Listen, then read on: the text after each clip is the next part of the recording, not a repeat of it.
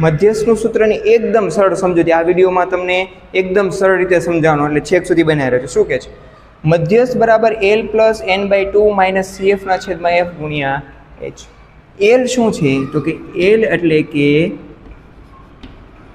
મધ્યસ્થ વર્ગની અધઃસીમા છે. ને ખ્યાલ તો હોવું જોઈએ ને કે શું છે. રેડી?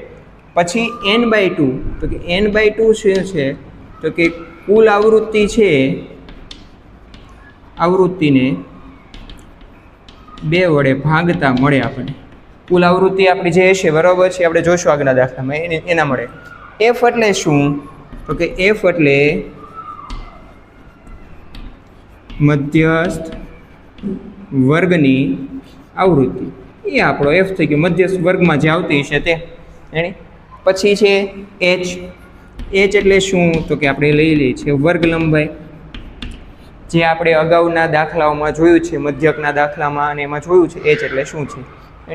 આ બધી કિંમતો આપણે દાખલા દ્વારા સમજૂતી મેળવવાના છીએ.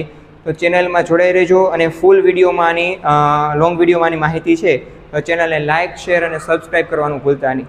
ખાસ વિડીયો જોવો છો તો ચેનલને સબસ્ક્રાઈબ કરો અને અમને સપોર્ટ આપો. આભાર.